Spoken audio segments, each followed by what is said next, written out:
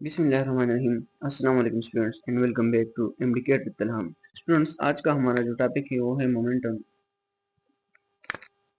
Momentum हमारे पास है द प्रोडक्ट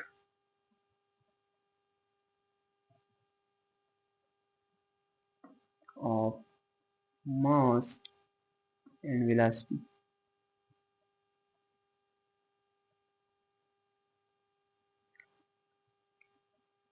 इसका मैथमेटिकल फॉर्म हमारे पास है E is equal to mv। Students, इसका हमारे पास ऐसा यूनिट है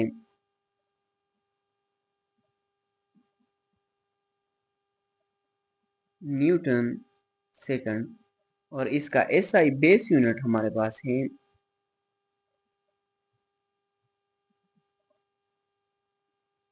किलोग्राम मीटर पर सेकंड। स्टूडेंट्स, हम मोमेंटम के कुछ मैथमेटिकल फॉर्म देखने वाले हैं।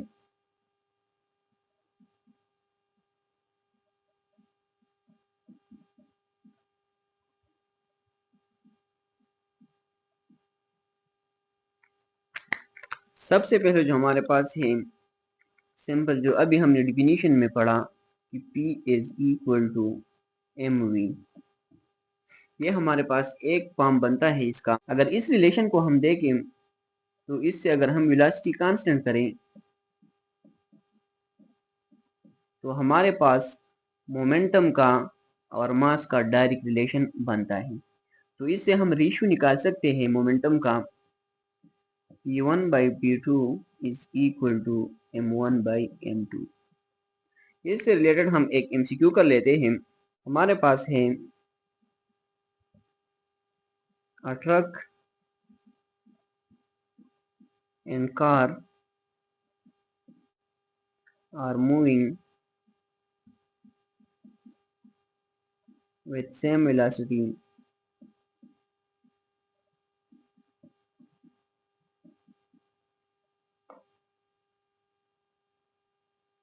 which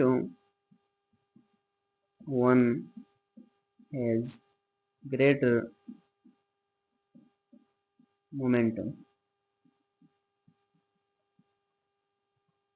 ऑप्शन ए है हमारे पास car, option B truck, option C both है same momentum, and option D हमारे पास नन। तो स्टूडेंट्स, अगर हम क्वेश्चन को देखें तो क्वेश्चन में कह रहे कि हमारे पास a car and a truck are moving with same velocity. तो वेलोसिटी हमारे पास सेम हो गई तो हम ये वाला रिलेशन यूज करेंगे। तो हमें पता है कि हमारे पास ट्रक जो है, ट्रक का मास हमारे पास कार से ज्यादा होता है। तो इस वजह से हमारे पास मोमेंटम किसका ज्यादा होगा? ट्रक का मोमेंटम हमारे पास ज्यादा होगा। इसका हमारे पास सेकंड जो फॉर्म बनता है, अगर हम इस फार्मूला को देखें, kinetic energy is equal to P square divide by 2m। ये रिलेशन हम एनर्जी में, काइनेटिक एनर्जी में स्टडी करेंगे डिटेल में इंशाल्लाह। लेकिन इस रिलेशन से हमारे पास मोमेंटम का जो रिलेशन निकलता है वो हमारे पास कुछ इस तरह होता है कि under root 2m into kinetic energy. So अगर हम इस रिलेशन को देखें और इससे हम काइनेटिक एनर्जी को कांस्टेंट करें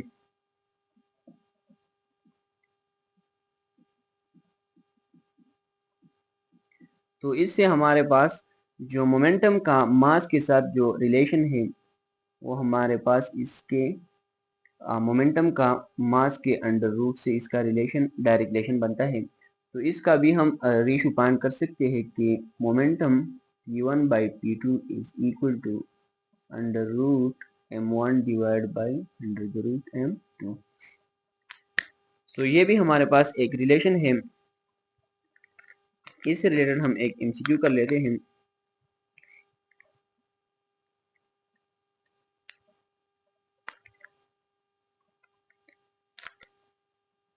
एमसीक्यू है हमारे पास, if a mass of body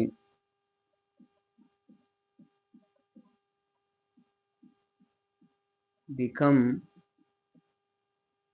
9 times at constant, find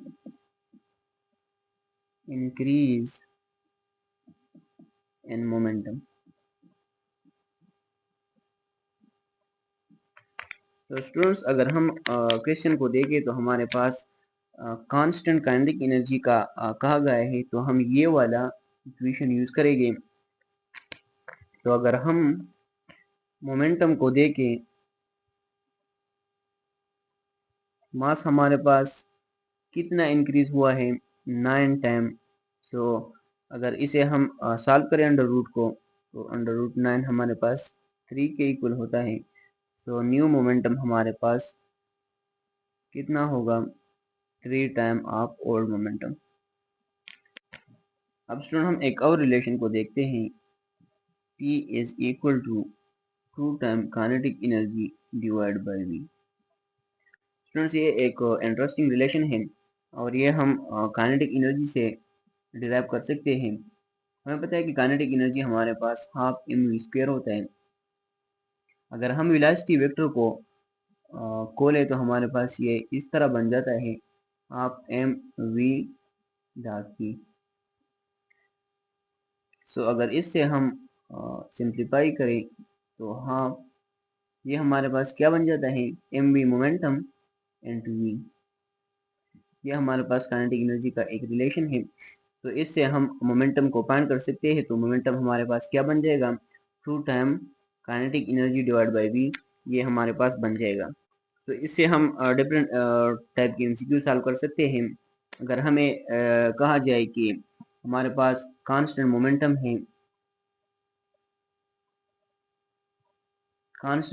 है, तो तब हमारे पास काइनेटिक एनर्जी और वेलोसिटी का क्या रिलेशन होगा।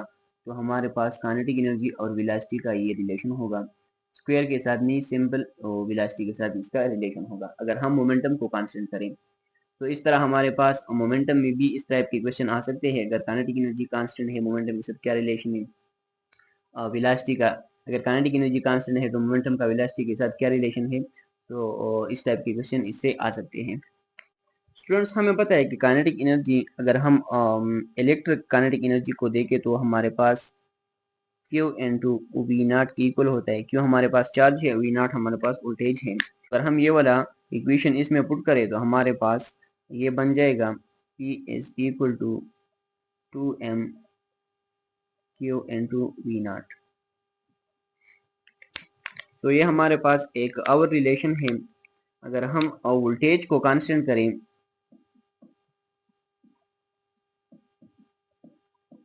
वोल्टेज अगर हमारे पास कांस्टेंट हो जाए, फिर हमारे पास मोमेंटम का मास और चार्ज के साथ डायरेक्ट रिलेशन होगा मोमेंटम का। तो इसका भी हम रेशो फाइंड कर सकते हैं, P1 डिवाइड बाई P2 हमारे पास M1 Q1 divide by M2 Q2। इस टाइप की क्वेश्चन हमारे पास इससे रेशो के आ सकते हैं। हमें सिंपली रिलेशन फाइंड करना होता है।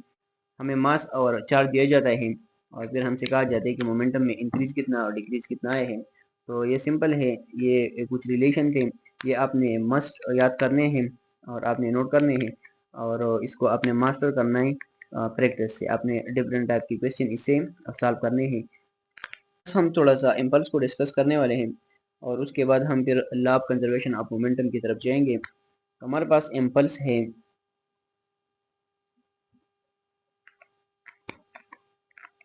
product of force and time for which the force act। product of force and time for which the force act। इसको हम मैथमेटिकली इस तरह रिप्रेजेंट करते हैं, F इंटू टी। और इम्पल्स हमारे पास इक्वल है चेंज इन मोमेंटम की।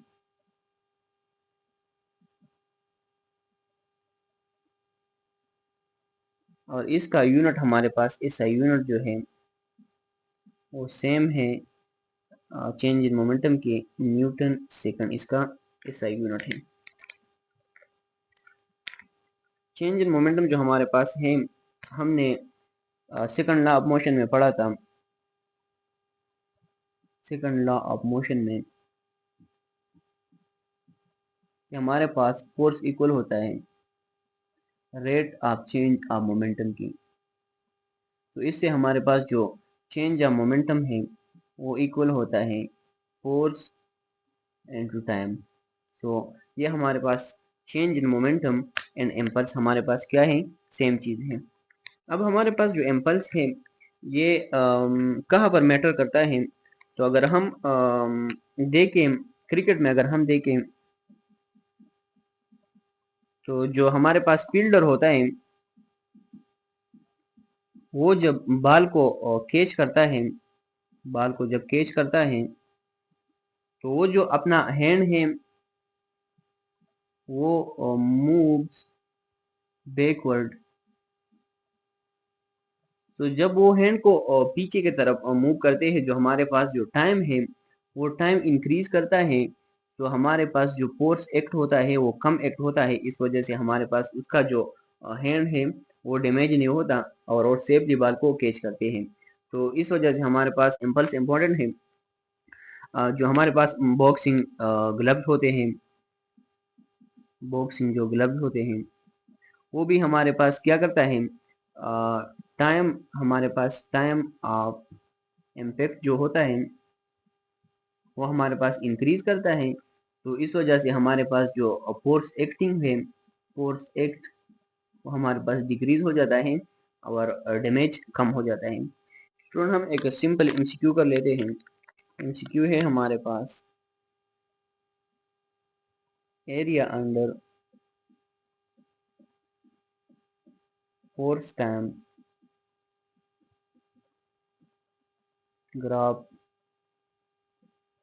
इज, ऑप्शन ए है हमारे पास change in momentum, option B है हमारे पास इम्पल्स, ऑप्शन सी है हमारे पास बोथ एंड ऑप्शन डी है हमारे पास नन। तो इसका जो करेक्ट आंसर है हमारे पास वो है बोथ। वो किस तरह, हम इसे ड्रा कर लेते हैं। ये हमारे पास फोर्स टाइम ग्राफ है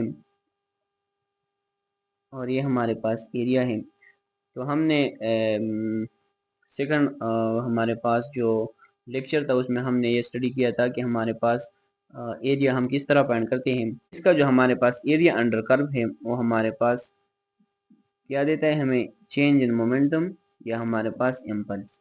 तो ये हमारे पास इसका करेक्ट ऑप्शन है। अब हमारे पास इम्पल्स जो है, इम्पल्स इम्पल्स एक वेक्टर क्वांटिटी है, वेक्टर है हमारे पास और इसका जो डायरेक्शन होता है सेम इज फोर्स। फोर्स का जो डायरेक्शन होता है वो हमारे पास इम्पल्स का भी डायरेक्शन होता है। अब स्टूडेंट्स हम मोमेंटम से रिलेटेड कुछ इंपॉर्टेंट परसेंटेज के क्वेश्चन है वो हम डिस्कस कर लेते हैं। परसेंटेज क्वेश्चंस,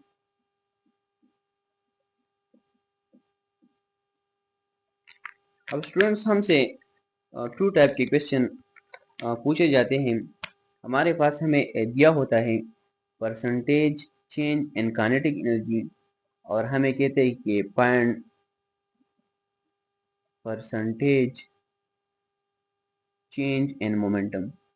और सेम इसी तरह हमें दिया जाता है परसेंटेज चेंज इन मोमेंटम और हमसे बोला जाता है कि find percentage change in kinetic energy.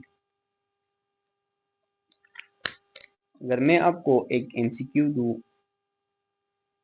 कि if momentum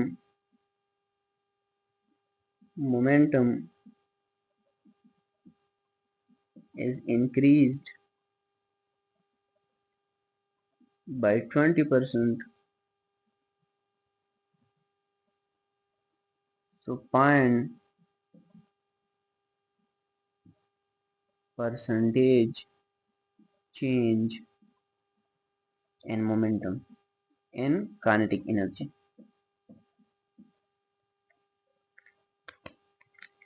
ऑप्शन है हमारे पास, ऑप्शन ए है 44%, ऑप्शन बी है हमारे पास 36%, ऑप्शन सी है हमारे पास 40% एंड ऑप्शन डी है हमारे पास 20%। अब स्टूडेंट्स, इसके लिए हमारे पास एक फार्मूला है। जब भी हमें परसेंटेज चेंज इन मोमेंटम दिया गया हो और हमसे percentage change in kinetic energy find करने के लिए कहा जाए, तो हम इसके लिए ये वाला फार्मूला यूज करते हैं। Percentage change in kinetic energy is equal to 2 time of percentage change in momentum plus minus change in momentum divide by 10 into whole square. ये हमारे पास एक फार्मूला है। अब प्लस हम कब यूज करेंगे और यहाँ पर माइनस हम कब यूज करेंगे? प्लस जब भी हमें यहाँ पर इंक्रीज इन मोमेंटम का कहा जाए, तब हमारे पास प्लस साइन हम यूज करेंगे, और जब हमें डिक्रीज का कहा जाए तब हम माइनस साइन यूज करेंगे। अब हम क्वेश्चन को देख लेते हैं। क्वेश्चन में क्या कह रहे हैं कि हमारे पास if momentum is increased by 20%, so find percentage change in kinetic energy। तो हम फाइंड करते हैं चेंज इन काइनेटिक एनर्जी हमारे पास 2 time of percentage change in momentum, तो 2 इंटू 20। अब हमें क्या कहा गया है? चेंज इंक्रीज कहा गया है, तो हम यहाँ पर प्लस साइन यूज करेंगे, और चेंज इन मोमेंटम हमारे पास 20 है, डिवाइड बाय 10। ये हम इसको इसके साथ कट करेंगे, तो 2 का जो हमारे पास स्क्वायर क्या बनता है? Percentage change in kinetic energy हमारे पास ये 40 बन जाएगा, प्लस 2 का स्क्वायर हमारे पास 4 बन जाएगा, तो ये हमारे पास 44% काइनेटिक एनर्जी में हमारे पास क्या इंक्रीज आ जाएगा। ये हमारे पास इसका करेक्ट ऑप्शन है। अब हम एक एमसीक्यू डिक्रीज के रिलेटेड करते हैं। एमसीक्यू है हमारे पास, जब momentum is decreased by 20%, find percentage change in kinetic energy। तो हम वही सेम फार्मूला यूज करेंगे। फार्मूला हमारे पास है percentage change in kinetic energy हमारे पास है 2p%, माइनस हम यहाँ पर माइनस इस वजह से यूज करेंगे कि हमें कहा गया है कि momentum is decrease into change in momentum divide by 10 into. तो ये हमारे पास बन जाएगा चेंज इन काइनेटिक एनर्जी, ये हमारे पास 2 इंटू 20 माइनस, और ये हमारे पास 20 डिवाइड बाय 10 होल स्क्वायर। तो ये हमारे पास percentage change in kinetic energy is equal to 40 minus 2 का हम अगर स्क्वायर ले तो ये हमारे पास 4 जाएगा बन जाएगा, तो ये हमारे पास 36% हमारे पास इसका करेक्ट आंसर है। स्टूडेंट्स, हम सेकंड केस को डिस्कस करने वाले हैं, जिसमें हमें percentage change in kinetic energy दिया गया हो और हमसे परसेंटेज चेंज इन मोमेंटम का फाइंड करने का कहा जाए। इसके लिए भी हम सेम एक एमसीक्यू कर लेते हैं। एमसीक्यू है हमारे पास, if kinetic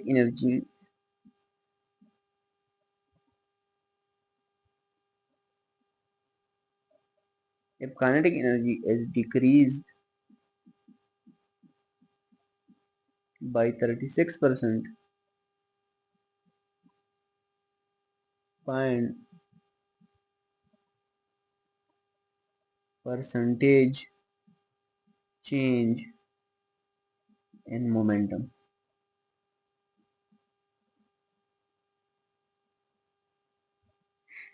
तो स्टूडेंट, हम इसे सॉल्व कर लेते हैं। इसके लिए हम जो फार्मूला यूज करते हैं वो हमारे पास है percentage change in momentum is equal to under the root 1 plus minus percentage change in kinetic energy divide by 100 minus 1 into 100।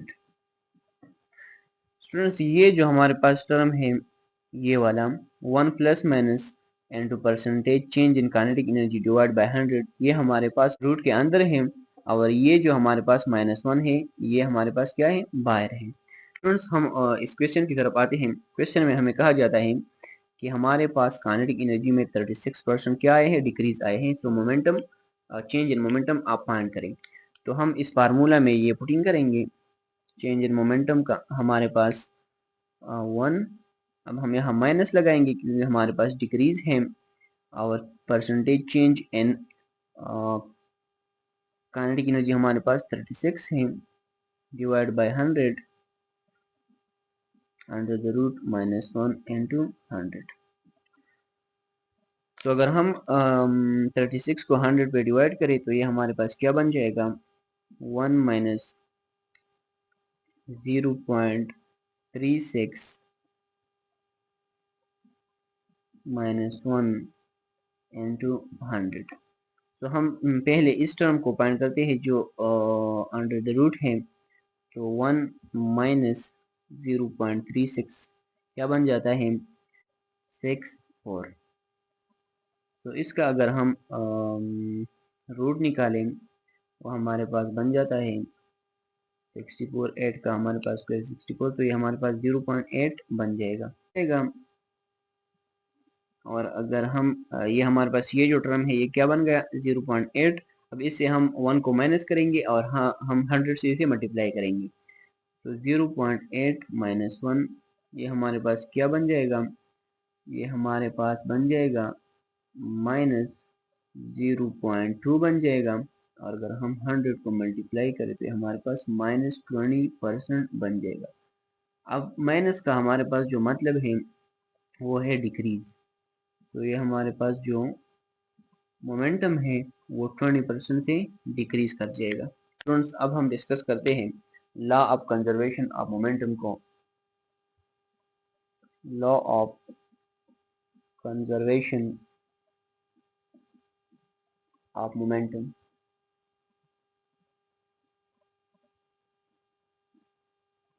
Law of conservation of momentum है, ये क्या कह रहा है कि when no external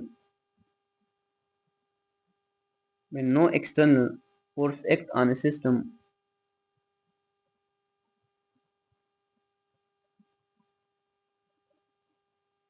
the total momentum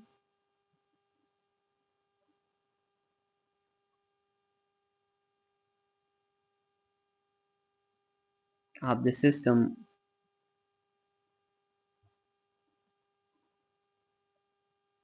remain constant।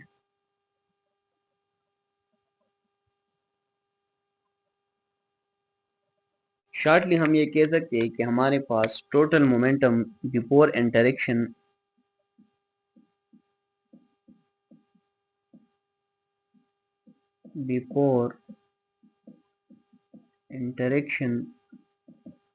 is equal to total momentum after interaction।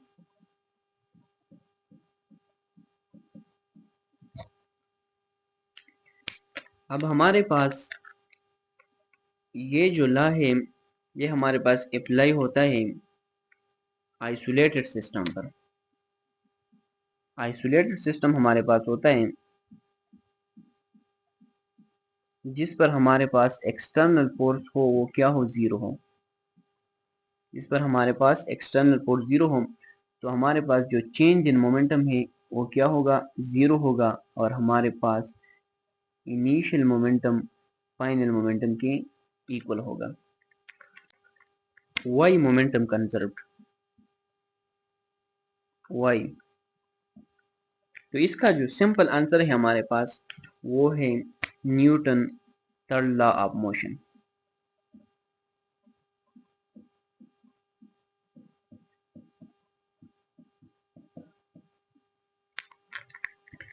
Students, अगर हम दो बॉडीज को देखें, ये हमारे पास बॉडी m1 है और ये हमारे पास वेलोसिटी v1 के साथ जा रही है। ये बॉडी है हमारे पास, और ये हमारे पास b बॉडी है, इसका मास m2 है और ये v2 के साथ जा रही है। इसका हमारे पास इंटरेक्शन हुआ और इंटरेक्शन के बाद भी हमारे पास ये v1 प्राइम के साथ जा रही है और ये v2 प्राइम के साथ जा रही है। अब हमारे पास ये जो बॉडी ए है, body A pushes body B and same body B pushes body A with same force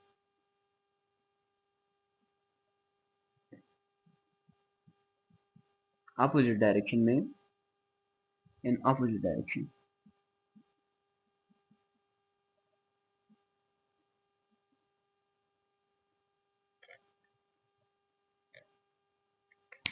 तो इससे हमारे पास क्या हो जाता है कि इंटरनल जो फोर्स है, internally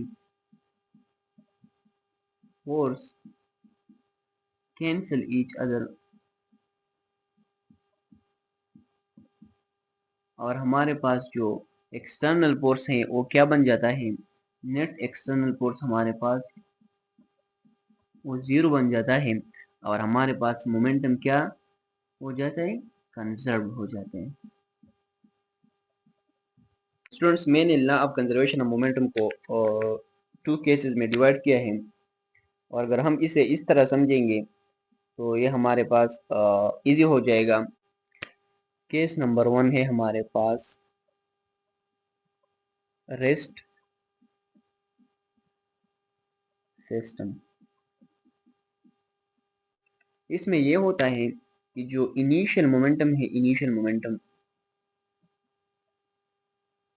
momentum of a system वो क्या होता है, वो 0। तो according to law of conservation of momentum हमारे पास जो फाइनल मोमेंटम है, फाइनल मोमेंटम भी हमारे पास क्या होगा, वो भी हमारे पास 0 होगा to conserve momentum.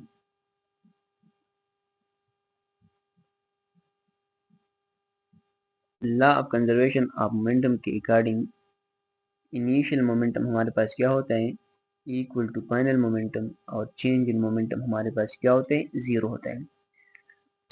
Students, let's understand it with the help of example. हम एक एग्जांपल लेते हैं।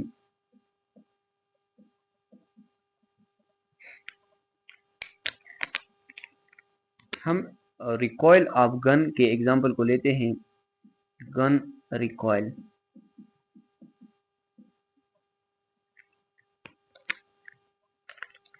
अगर हम गन को देखें, ये हमारे पास एक गन है,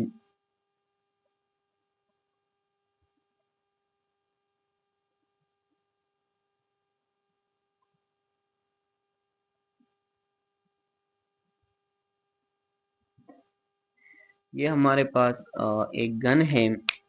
तो अगर हम गन को देखें तो इसका हमारे पास गन और बुलेट दोनों हमारे पास क्या है, इनिशियली एट रेस्ट है।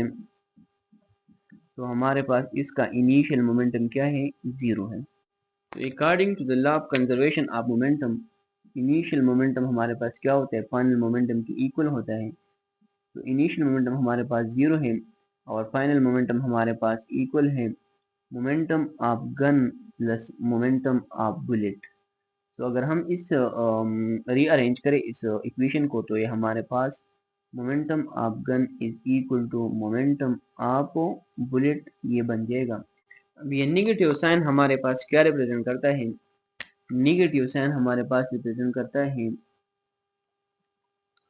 अपोजिट डायरेक्शन को।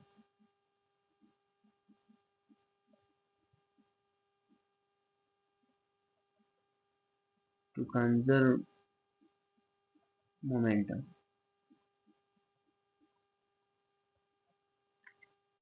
अगर हम इस फार्मूला को देखें, momentum of gun is equal to momentum of bullet, so mass of gun into velocity of gun is equal to mass of bullet into velocity of bullet.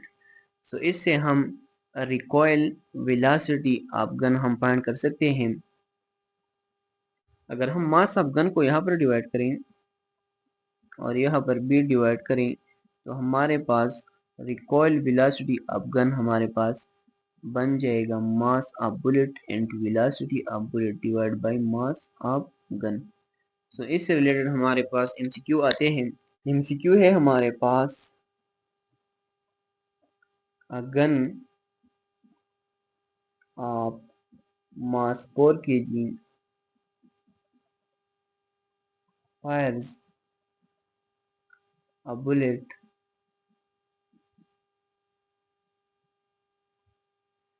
of mass 0.02 kg with the velocity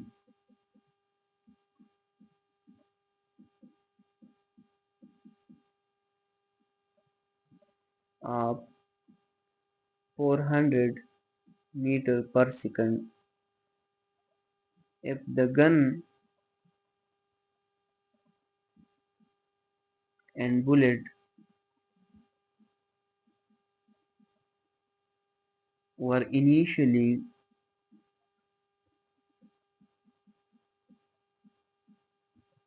at rest, find the recoil velocity of gun.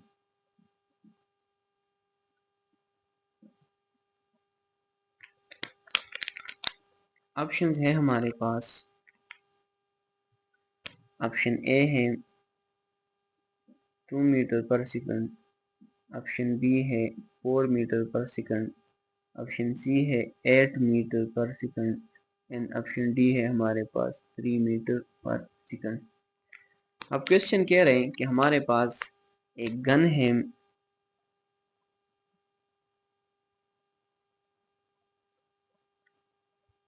ये हमारे पास एक gun है, इसका मास जो हमारे पास है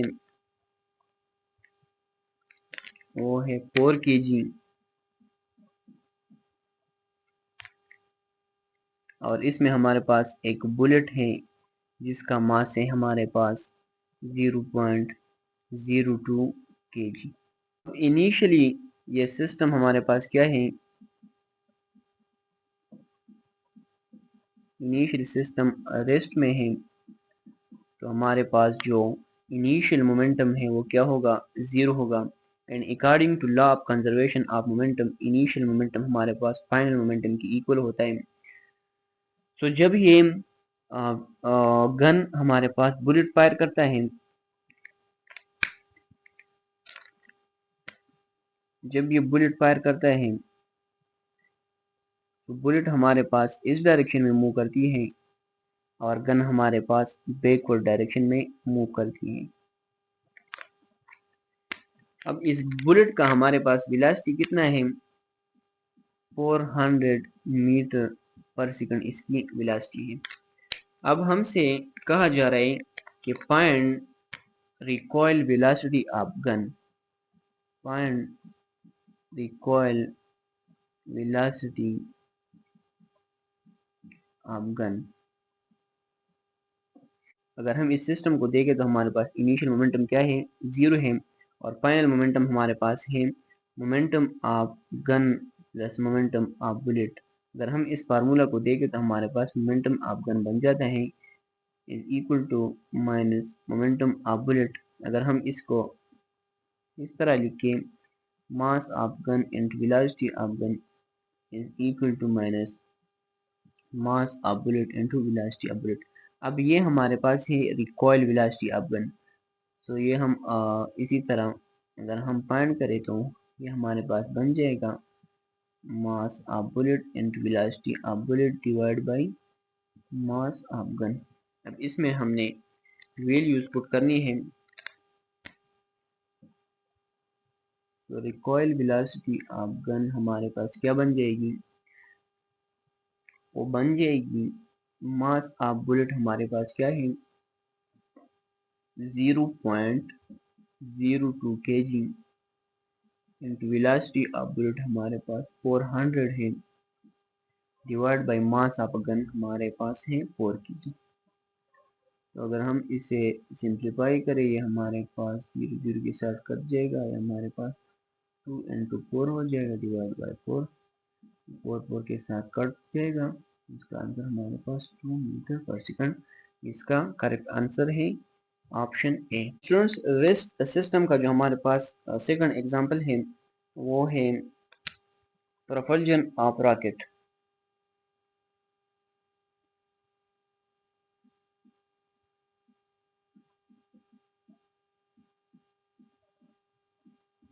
ये भी हमारे पास रेस्ट सिस्टम का एग्जांपल है।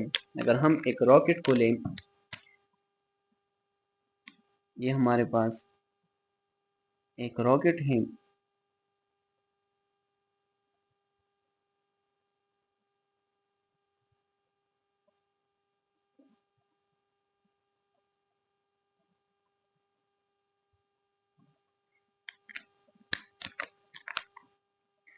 अब ये जो रॉकेट है हमारे पास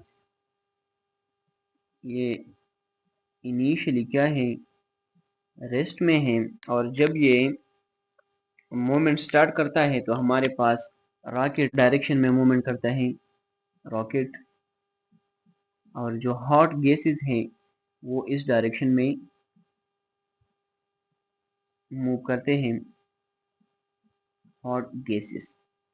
अब इनिशियली इस सिस्टम का जो हमारे पास मोमेंटम होता है वो 0 होता है, और according to law of conservation of momentum initial momentum क्या होता है is equal to final momentum. तो इनिशियल मोमेंटम हमारे पास 0 है, फाइनल मोमेंटम हमारे पास है momentum of rocket plus momentum of gases. तो अगर इसको हम देखें तो हमारे पास momentum of rocket is equal to minus momentum of gases. तो ये हमारे पास है mass of rocket into velocity of rocket is equal to mass of bullet into mass of gases into velocity of gases। ये जो हमारे पास minus sign है ये ओनली हमें क्या शो करता है अपोजिट डायरेक्शन शो करता है, अपोजिट डायरेक्शन। तो इससे भी हम वेलोसिटी ऑफ रॉकेट और वेलोसिटी ऑफ गैस हम फाइंड कर सकते हैं। तो इससे हमारे पास वेलोसिटी ऑफ रॉकेट बन जाएगा mass of gas into velocity of gas divide by mass of rocket, और हमारे पास जो वेलोसिटी ऑफ गैस है वो इससे बन जाएगा mass of rocket into velocity of rocket divide by mass of gases. Rocket में हमारे पास जो फ्यूल होता है रॉकेट फ्यूल वो क्या होता है, वो liquid hydrogen and liquid oxygen होता है।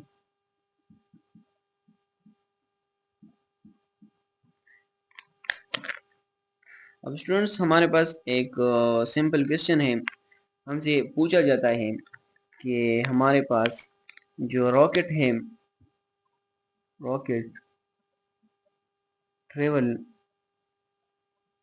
In space while the plane does not, why। तो इसका जो हमारे पास सिंपल आंसर है वो है कंबशन का। अगर हम देखें तो हमारे पास जो रॉकेट होता है रॉकेट में हमारे पास क्या होता है लिक्विड ऑक्सीजन होता है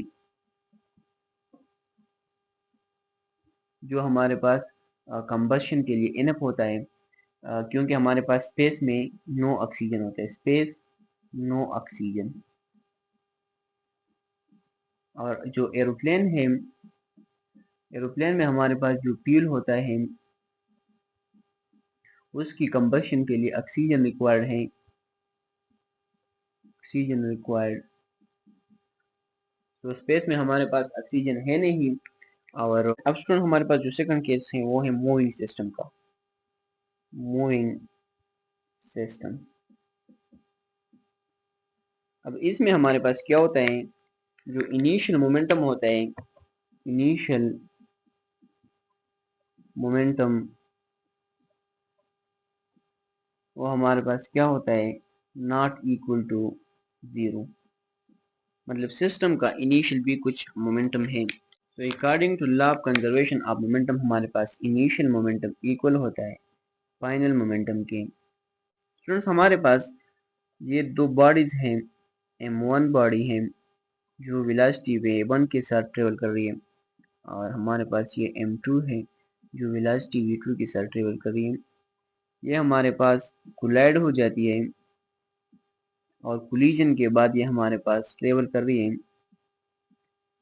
v1 प्राइम के साथ, और ये वाला हमारे पास ट्रेवल कर रही है v2 प्राइम के साथ। अब अगर हम इसके मोमेंटम को देखें तो हमारे पास जो इनिशियल मोमेंटम है वो हमारे पास है, इस बॉडी का है m1 v1 और इस बॉडी का है m2 v2। तो ये सिस्टम का मोमेंटम हो गया बिफोर कोलिजन, और ये हमारे पास है सिस्टम का momentum m1 v1 prime plus m2 v2 prime. ये सिस्टम का मोमेंटम है आफ्टर कोलिजन। ये जो हमारे पास इक्वेशन है, main equation use in collision, collision में हम ये वाला इक्वेशन काफी ज्यादा यूज करने वाले हैं। हम इससे रिलेटेड एक एमसीक्यू करते हैं। एमसीक्यू है हमारे पास,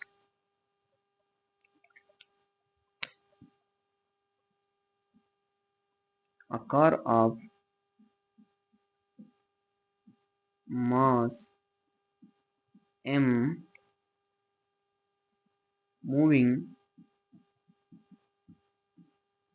with the velocity v, it come in contact with another car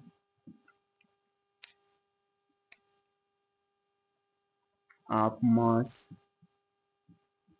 m, small m हमारे पास और ये कैपिटल M है, at rest।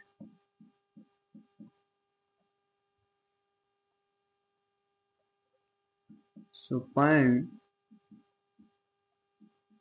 the combined velocity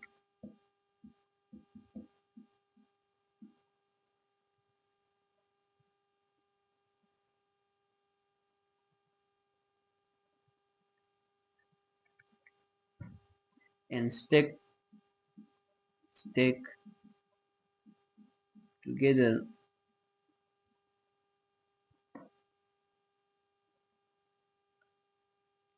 find the combined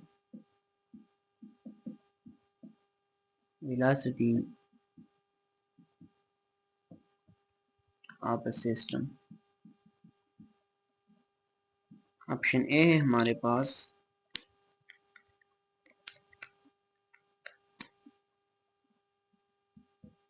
v combine is equal to mv divided by m plus m। Option B है हमारे पास mv divided by m plus m। And option C है हमारे पास m plus m divided by mv। And option D है हमारे पास m plus m divide by m। तो स्टूडेंट्स इसका जो हमारे पास करेक्ट जो आंसर है वो है ऑप्शन नंबर ए।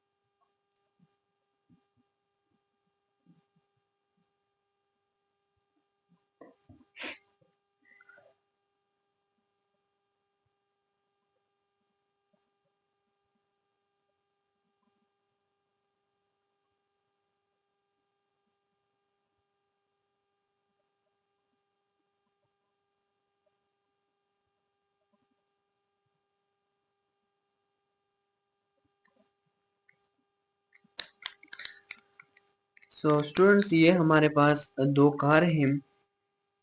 इस कार का हमारे पास मास है कैपिटल एम और ये वेलोसिटी v के साथ जा रही है, और इसका हमारे पास मास है स्मॉल m और ये हमारे पास रेस्ट में है।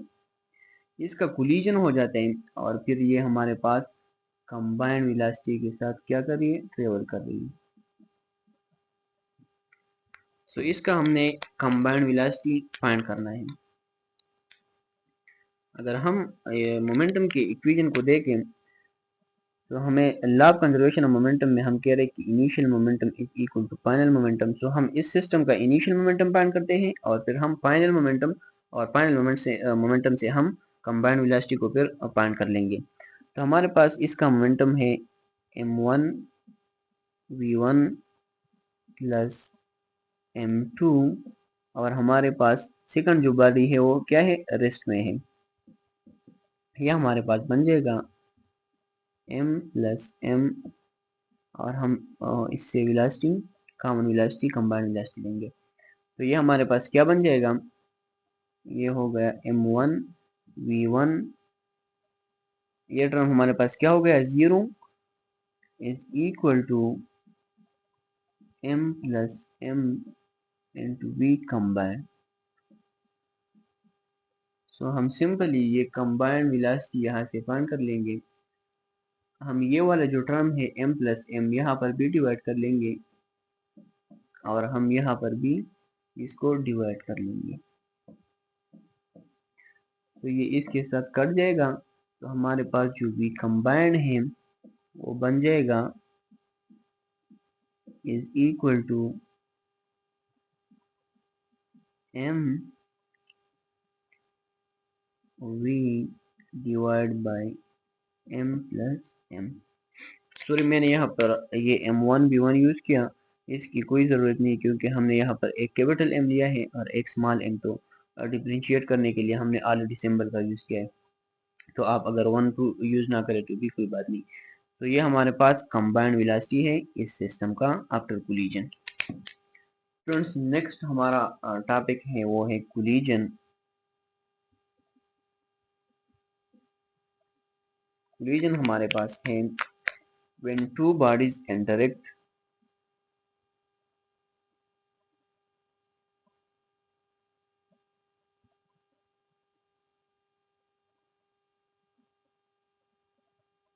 with each other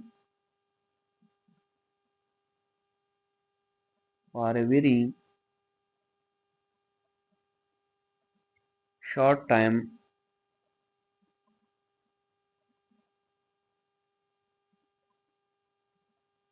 by exerting force. It is called collision. अब स्टूडेंट्स हमारे पास कोलिजन के लिए फिजिकल इंटरेक्शन ज़रूरी नहीं है। फिजिकल इंटरेक्शन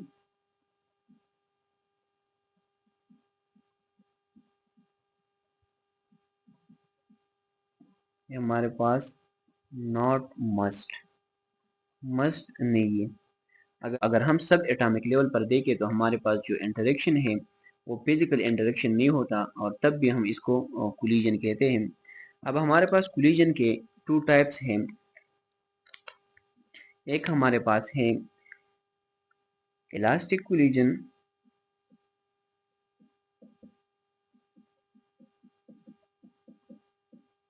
और सेकंड हमारे पास है N elastic collision.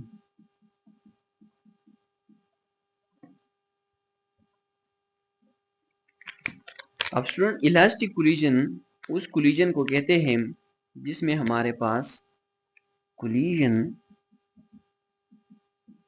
in which both kinetic energy and momentum are conserved, mean remain constant। अब इसके लिए कंडीशन क्या है?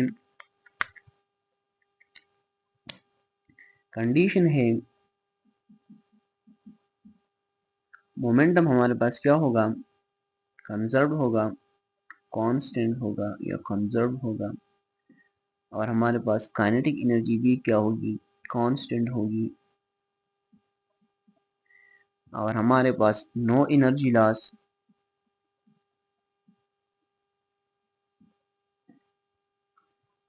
And object bounce back. इसके हमारे पास एग्जाम्पल है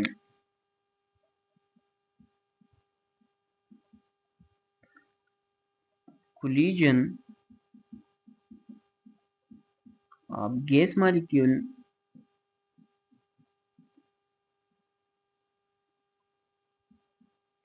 and steel ball।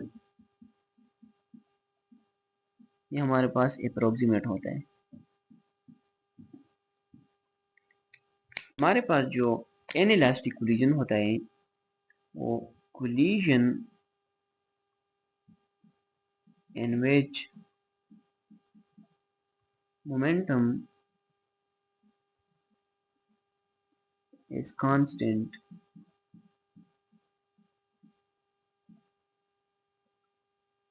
but kinetic energy is not। अब हमारे पास काइनेटिक एनर्जी कांस्टेंट इस वजह से नहीं है कि हमारे पास एनर्जी लॉस होती है, lost as a heat, sound, deformation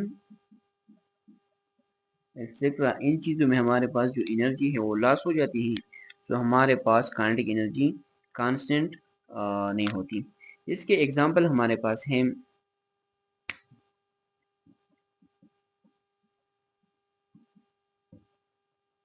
car crash, second हमारे पास है क्ले हिटिंग वॉल,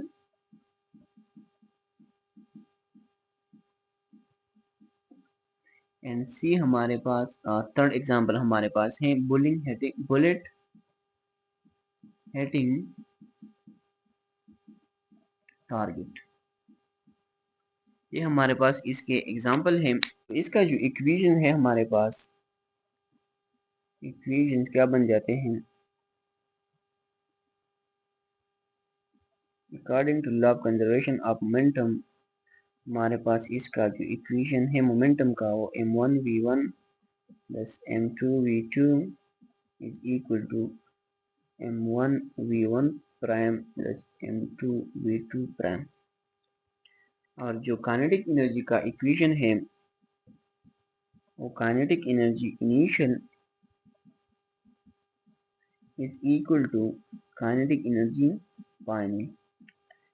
तो ये हमारे पास half m1v1 square plus half m2v2 square is equal to half m1v1 prime square plus half m2 v2 prime square.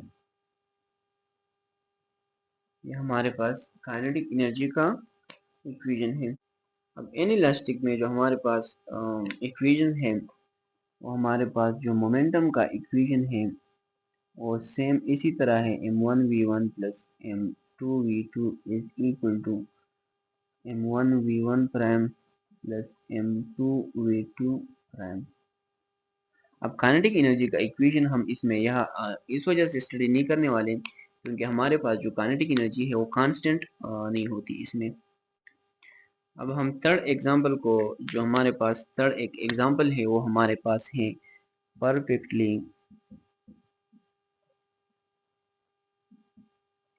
Inelastic collision.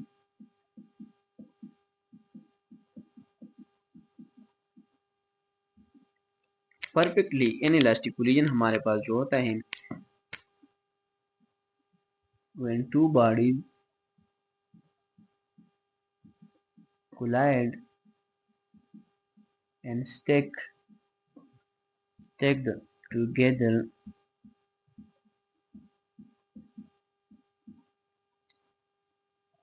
and move with same velocity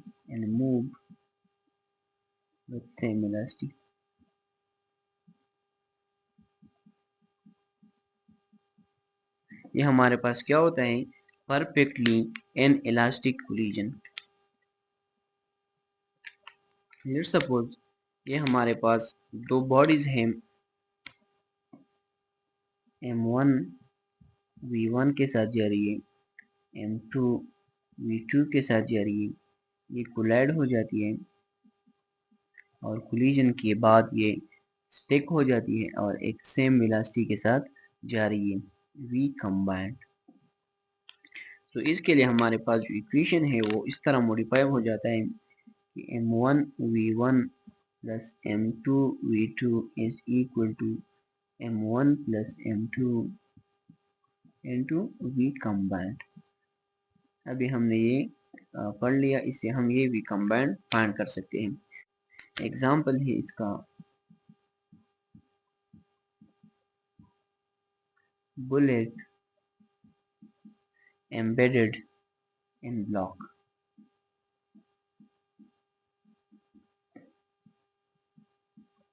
ये इसका example है।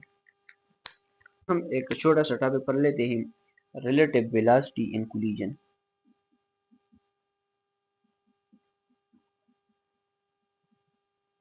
Relative velocity इन collision. Relative velocity हम जो collision में पढ़ते हैं, let's suppose हमारे पास two bodies हैं।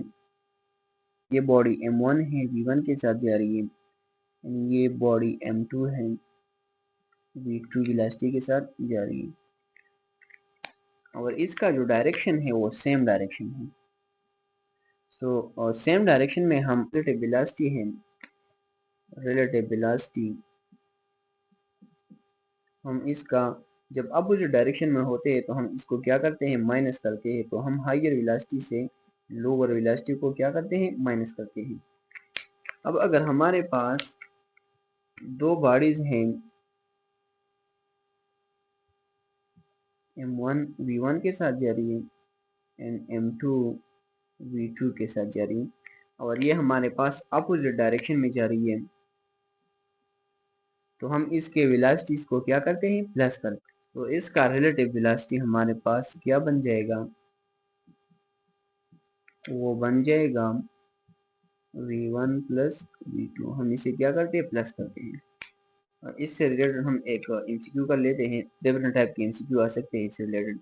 हमारे पास एक एमसीक्यू है, train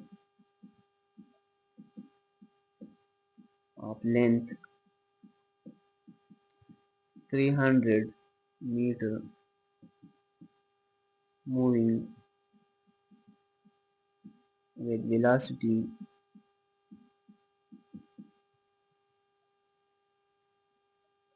30 meter per second and a bird flying with 10 meter per second in same direction.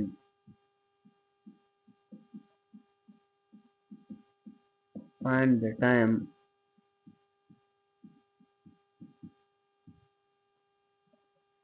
of crossing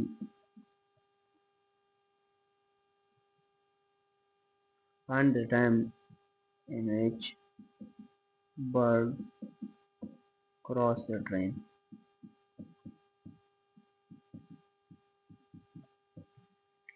अगर हम सिंपल डिस्टेंस के इस फार्मूला को देखें h is equal to V T, हम इससे टाइम को निकाल सकते हैं t is equal to S by V, लेकिन हमने यहाँ पर इस वेलोसिटी में कुछ काम करना है। वो क्या है, अभी मैंने आप लोगों को बता दिया कि जब हमारे पास दो बॉडीज है वो सेम डायरेक्शन में मूव कर रही है तो इसका जो रिलेटिव वेलोसिटी है वो क्या होगा, वो माइनस होगा। तो हमारे पास ये सेम डायरेक्शन में दोनों मूव कर रही है तो हम वेलोसिटी को क्या करेंगे, माइनस करेंगे। तो रिलेटिव वेलोसिटी क्या बन जाएगा, ट्रेन का हमारे पास कितना है 30 मीटर पर सेकंड और बर्ड का हमारे पास 10 मीटर पर सेकंड है, तो ये हमारे पास 20 मीटर पर सेकंड इसका रिलेटिव वेलोसिटी होगा। ये वेलोसिटी हमारे पास क्या है, रिलेटिव वेलोसिटी, इसमें हम पुट करेंगे तो हमारे पास टाइम बन जाएगा t is equal to distance, हमारे पास लेंथ कितना है ट्रेन का 300 मीटर है और ये हमारे पास रिलेटिव वेलोसिटी 20 मीटर पर सेकंड है, तो इससे कट जाएगा, इसका हमारे पास 15 सेकंड आंसर आ जाएगा। अब अगर हम ये सेम क्वेश्चन लें और मैं आप लोगों को यहाँ पर कुछ चेंजेस करूँ, मैं यहाँ पर ये लिखूँ कि हमारे पास डिस्टेंस हमारे पास जो लेंथ है ट्रेन का वो 400 मीटर है। ये सिंप्लीफाई करने के लिए हमारे पास 400 मीटर है और वेलोसिटी ये 30 मीटर पर सेकंड है, या 10 मीटर पर सेकंड है और ये जा रही है अपोजिट डायरेक्शन में। तो आप फाइंड करें टाइम को, तो हम ये वाला फार्मूला यूज करेंगे, सिंपली हम सेम फार्मूला यूज करेंगे s is equal to V T और टाइम हमारे पास s बाई वी बन जाएगा। अब ये रिलेटिव वेलोसिटी है और हमारे पास ये दोनों ऑब्जेक्ट अपोजिट डायरेक्शन में जा रही है तो हम इसका जो रिलेटिव वेलोसिटी है वो क्या हो जाएगा, प्लस हो जाएगा। तो ये हमारे पास 30 मीटर पर सेकंड प्लस 10 मीटर पर सेकंड 40 मीटर पर सेकंड बन जाएगा। अगर हम यहाँ पर पुट करें तो 400 डिवाइड बाय 40, तो ये हमारे पास 10 सेकंड ये इसका टाइम बन जाएगा। फ्रेंड्स अभी हमने जो फार्मूला पढ़ लिया कोलिजन में, जिसमें हमारे पास दो बॉडी कोलाइड हो जाती है और फिर वो सेम वेलोसिटी के साथ मूव कर रही, तो ये फार्मूला जो हमारे पास है इससे रिलेटेड टू टाइप के क्वेश्चन आते हैं। एक हमारे पास इस तरह क्वेश्चन आता है कि हमारे पास दो बॉडीज होती हैं और वो सेम डायरेक्शन में मूव कर रही है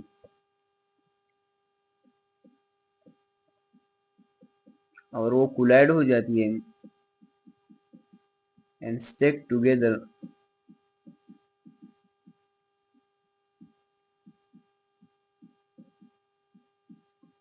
तो इसका हमारे पास फाइंड करें,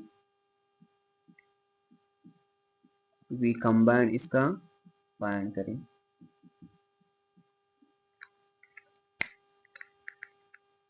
हमारे पास ये फार्मूला यूज होता है इसके लिए, m1 v1 plus m2 v2 is equal to m1 plus m2 n2 v।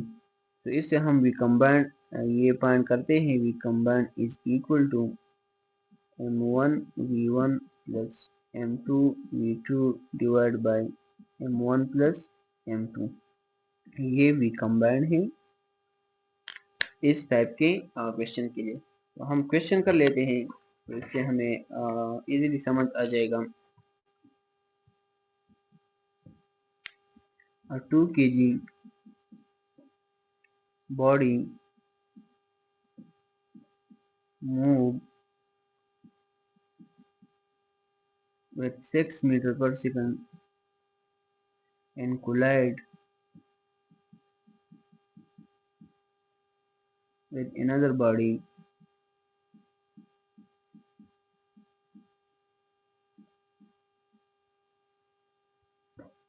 (3 kg moving with 4 meter per second.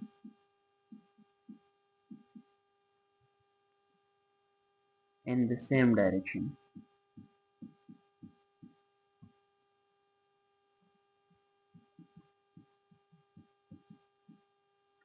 They stick together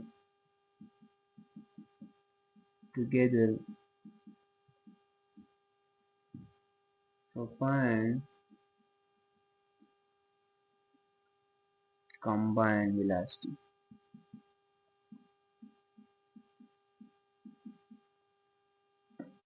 option है हमारे पास, ऑप्शन ए है 4 मीटर पर सेकंड, ऑप्शन बी है 4.5 metre पर सेकंड, ऑप्शन सी है 4.8 metre पर second and option C है 5.2 metre पर सेकंड। इसका जो हमारे पास करेक्ट आंसर है वो है 4.8 मीटर पर सेकंड। अब स्टूडेंट क्वेश्चन को अगर हम देखें तो हमारे पास कह रहे हैं कि a 2 kg body move with 6 meter per second and collide with another 3 kg body moving with 4 meter per second in the same direction। ये हमारे पास एक हुक है हमारे लिए, इससे हम अंडरस्टैंड कर सकते हैं कि हम ये वाला फार्मूला है जब बॉडी सेम डायरेक्शन में मूव कर रही हो। हमारे पास ये कंबाइन है, m1 कितना है 2 kg है और v1 कितना है 6 मीटर पर सेकंड प्लस m2 हमारे पास है, m2 कितना है 3 kg एंड v2 हमारे पास है 4 मीटर पर सेकंड डिवाइड बाय मास हमारे पास m1 2 है प्लस 3, तो ये हमारे पास 6 12, ये भी 12 बन जाएगा डिवाइड बाय 5, तो ये 24 डिवाइड बाय 5, ये हमारे पास 4.8 मीटर पर सेकंड बन जाता है। सेकंड जो हमारे पास केस है वो जब 2 बॉडीज होती है, हमारे पास m1 v1 है, ये m2 v2 है और ये अपोजिट डायरेक्शन में मूव कर रही है और कोलाइड हो जाती है and stick together and move with same velocity. तो इसका हमें कहा जाता है कि कंबाइंड वेलोसिटी फाइंड करें। तो इसके लिए हम मोमेंटम का जो law of conservation of momentum का इक्वेशन है वो ही यूज करेंगे। तो हमारे पास m1 v1 plus m2 v2 is equal to m1 v1 prime plus m2 v2 prime. अगर हम इक्वेशन को देखें तो हमें क्या कह रहा है कि 2 बॉडीज है अपोजिट डायरेक्शन में मूव कर रही है, फिर कोलाइड हो जाती है और फिर स्टिक हो जाती है और सेम वेलोसिटी के साथ मूव कर रही है। तो हम ये इक्वेशन मॉडिफाई करेंगे m1 v1 प्लस m2। अब हमारे पास v2 क्या है अपोजिट डायरेक्शन में, तो हम यहाँ पर माइनस लगाएंगे, minus v2 is equal to m1 plus m2 into v combine. हम इससे वेलोसिटी कॉमन लेते हैं, कंबाइंड वेलोसिटी, तो ये हमारे पास बन जाएगा m1 v1 plus minus into ये हमारे पास माइनस बन जाएगा into m2 v2 is equal to m1 plus m2 into v combine. तो इससे अगर हम v कंबाइन निकालें, v कंबाइन हमारे पास बन जाएगा m1 v1 minus m2 v2 divide by m1 plus m2। जब हमारे पास बॉडी सेम डायरेक्शन में मूव कर रही हो तो हमारे पास ये इक्वेशन यहाँ पर प्लस होगा और जब अपोजिट डायरेक्शन में मूव कर रही हो जो इस इक्वेशन में हमारे पास ये जो साइन है ये माइनस होगा, ये वाला साइन हमारे पास क्या होगा माइनस होगा। अब हम इससे रिलेटेड भी एक एमसीक्यू कर लेते हैं। एमसीक्यू है हमारे पास a 3 kg body move at 8 meter per second and hit 1 kg body moving at 4 meter per second in opposite direction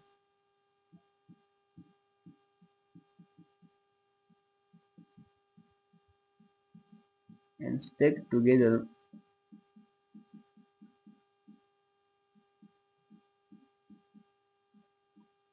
find the combined.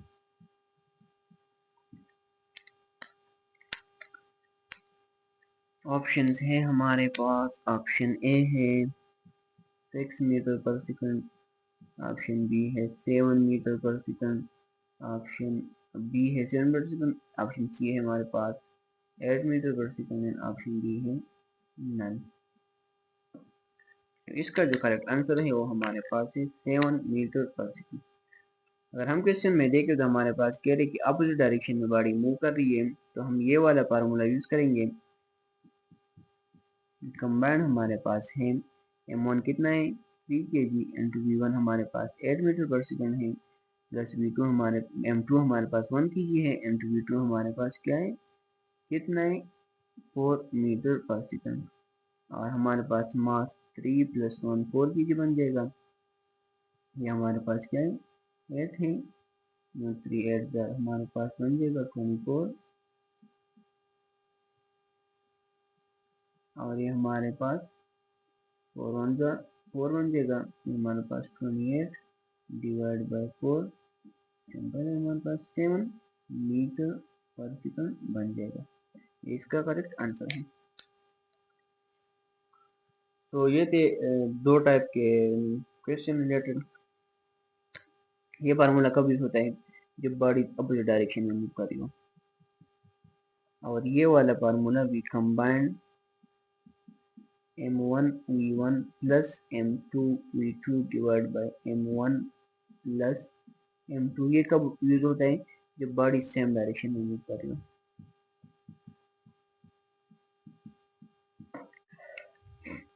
Now students, हम 3 इम्पोर्टेंट नोन केसेस डिस्कस करने वाले हैं, 3 important cases.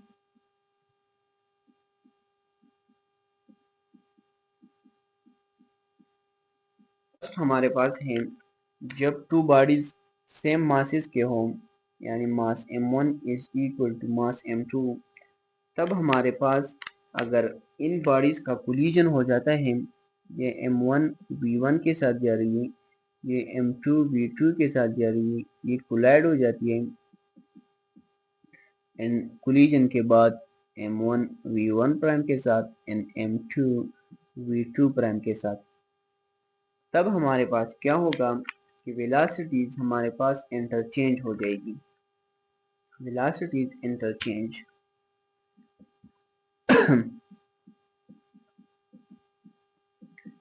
Velocities हमारे पास interchange हो जाएगी। जो हमारे पास v1 prime velocity है वो v2 बन जाएगा, और जो v2 प्राइम वेलोसिटी हमारे पास है वो हमारे पास v1 बन जाएगा।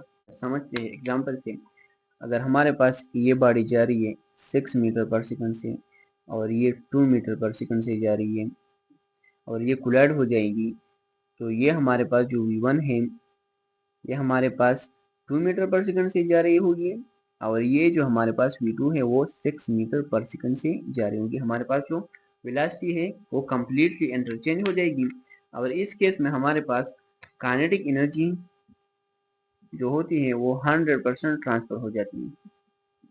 ट्रांसफर। अब सेकंड जो हमारे पास केस है, second case when massive body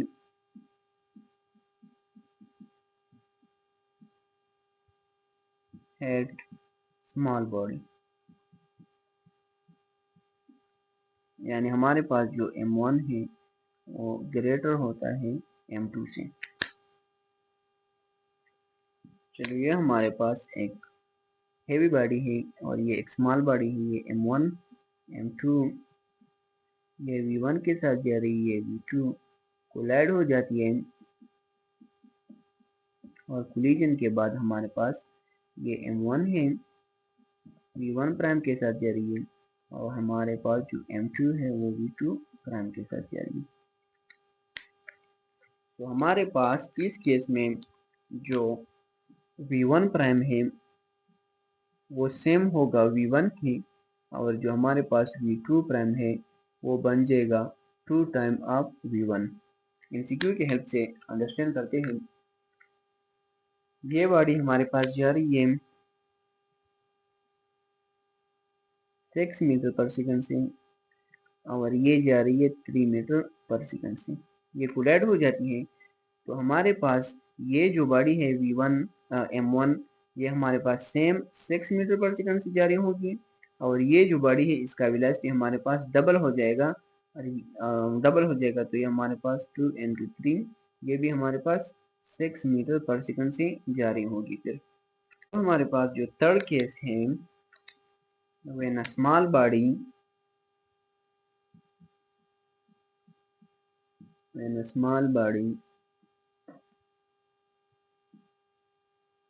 has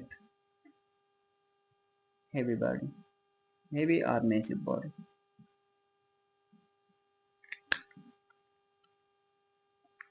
ये हमारे पास एक स्मॉल बॉडी है m1 v1 के साथ जा रही है। ये हमारे पास एक हेवी बॉडी है m2 v2 के साथ जा रही है। ये कोलाइड हो जाती है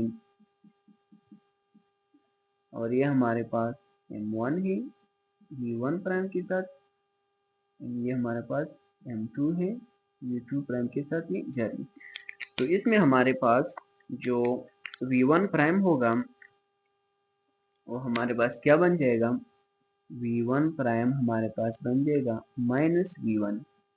ये बॉडी हमारे पास सेम वेलोसिटी के साथ मूव कर रही होगी लेकिन हमारे पास क्या अपोजिट डायरेक्शन में ये मूव कर रही होगी फिर। और ये जो v2 है v2 प्राइम हमारे पास क्या होगा, सेम होगा, इस पर कोई असर नहीं पड़ेगा। चलो इसे भी वैल्यूज देते हैं और अंडरस्टैंड करते हैं। ये हमारे पास बॉडी जा रही है 6 मीटर पर सेकंड से, ये जा रही है हमारे पास 4 मीटर पर सेकंड से, तो इसका कोलिजन हो जाता है। ये बॉडी हमारे पास सेम वेलोसिटी के साथ जा रही होगी लेकिन अपोजिट डायरेक्शन में, तो ये माइनस 6 मीटर पर सेकंड हो जाएगा और ये सेम 4 मीटर पर सेकंड से जा रही होगी। फिर अब हम इलास्टिक कोलिजन को स्टडी करते हैं। Elastic collision in one dimension.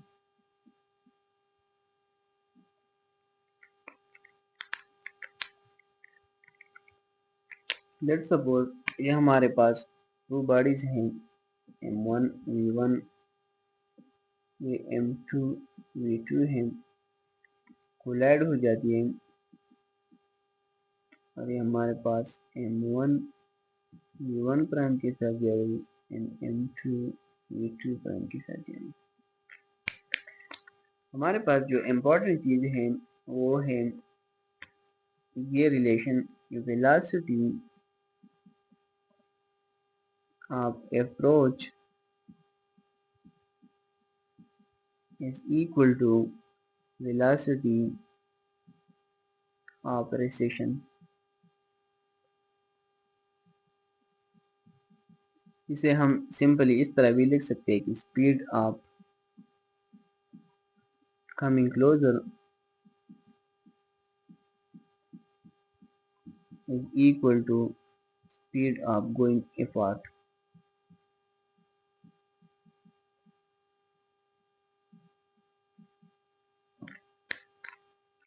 ये हमारे पास होता है v1 minus v2 is equal to v2 minus v1।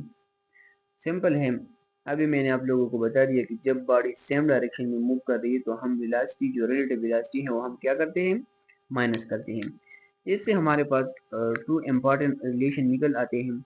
जब हम ये वाले इक्वेशन और मोमेंटम वाले इक्वेशन कंबाइन करें तो हमारे पास जो वेलोसिटी ऑफ प्रेसिशन है उसके लिए हमारे पास दो रिलेशन निकल आते हैं। एक हमारे पास होता है वेलोसिटी v1 के लिए, ये जो हमारे पास वेलोसिटी है ये हमारे पास होता है m1 minus m2 divide by m1 plus m2 into v1 plus 2m2 divide by m1 plus m2 into v2। और हमारे पास जो v2 प्राइम है वो हमारे पास बन जाती है 2m1 divide by m1 plus m2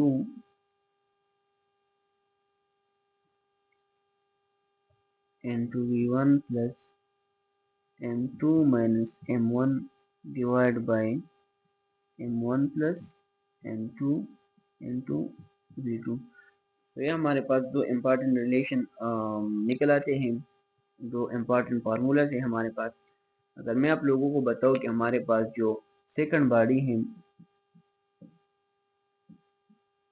वो रेस्ट पे है, तब हमारे पास ये इक्वेशन मॉडिफाई होके कुछ इस तरह बन जाती है कि v1 is equal to v1 prime हमारे पास बन जाते हैं m1 minus m2 divide by m1 plus m2 into v1। क्योंकि अगर हम ये वाला जो वेलोसिटी अगर हम इसे जीरो पुट करेंगे तो हमारे पास ये पूरा टर्म क्या हो जाएगा, जीरो बन जाएगा। और v2 प्राइम हमारे पास क्या बन जाएगा, 2m1 divide by m1 plus m2 into v1।